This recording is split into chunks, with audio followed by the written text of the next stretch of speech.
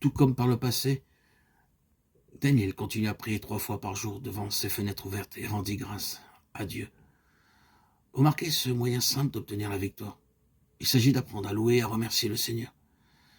Ne permettez à aucune crainte ni à aucun doute de s'insinuer dans votre esprit, même si vous savez que l'ennemi travaille à votre perte. Daniel rendait grâce à Dieu, sans murmure ni plainte. C'est en cela que consiste le secret, à remercier, louer et adorer le Seigneur. Lorsque les princes vinrent accuser Daniel, le roi comprit immédiatement qu'il avait été dupé et induit en erreur. De nos jours encore, de nombreux fonctionnaires s'attirent bien des ennuis parce qu'ils signent des documents sans les avoir suffisamment examinés. Nous ne devrions jamais signer aucun papier avant de l'avoir lu sérieusement et d'en connaître la teneur. Darius était un bon roi et pourtant il était stupide. L'existence simultanée de ces deux particularités n'est pas rare chez nous, autres humains. C'est pourquoi bien souvent, la bonté tout court n'est nullement une bonté réelle.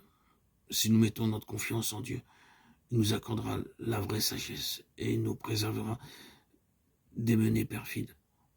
Le roi se rendit compte qu'il était impuissant. De tout son cœur, il aurait voulu sauver Daniel de la fosse au lion. Mais ses efforts étaient voués à l'échec. Il eut beau se démener toute la journée, ses efforts ne pouvaient aboutir. Car au moment même où il apposa son paraphe sur le document, celui-ci devint une loi immuable. Il était bien résolu à modifier ce qu'il avait signé, mais les princes répliquèrent « Non point, votre majesté ne peut pas changer les lois des Médès et des Perses. » Le roi comprit que la situation était sans issue. Lié par sa propre parole, il fut contraint de donner lui-même l'ordre de jeter Daniel dans la fosse aux lions. Alors le roi donna l'ordre qu'on amenât Daniel et qu'on le jeta dans la fosse aux lions. Le roi prit la parole et dit à Daniel « Puisse ton Dieu que tu sers avec persévérance te délivrer. » Daniel 6,16. S'adressant à Daniel, le roi lui dit « Le Dieu que tu sers avec persévérance, c'est lui qui te sauvera. » Bien qu'il ne connût pas le Tout-Puissant au travers de sa propre expérience, il avait la conviction que Daniel était un homme de Dieu, qu'il le servait fidèlement et que celui-ci devait donc le délivrer. Le roi passa toute la nuit à jeûner et au point du jour, il se rendit à la fosse aux lions pour voir ce qui était arrivé. Il cria d'une voix triste « Daniel, serviteur du Dieu vivant, ton Dieu que tu sers avec persévérance, a-t-il pu te délivrer des lions ?» Daniel 6,20. Sa voix était triste, parce qu'il ne connaissait pas Dieu au travers de son expérience. Qui sait, pensait-il, les lions peut-être dévorer Daniel. C'est seulement lorsque le Dieu vivant est avec nous que nous possédons la vraie foi. Si tel n'est pas le cas, nos cœurs sont remplis de doutes et de craintes. Et Daniel dit au roi, vis éternellement. Mon Dieu a envoyé son ange et fermé la gueule des lions, qui ne m'ont fait aucun mal. Daniel 6, 21-22. Alors le roi se réjouit de ce que son ami Daniel fût sain et sauf, mais il ordonna que les méchants fourbes qui avaient essayé de le duper fussent jetés dans la fosse aux lions à la place de Daniel. Il n'est pas rare que Dieu permette pour un temps la prospérité de nos ennemis, et ceux-ci vivent dans l'illusion de la réussite, ne se doutant pas qu'ils vont être punis.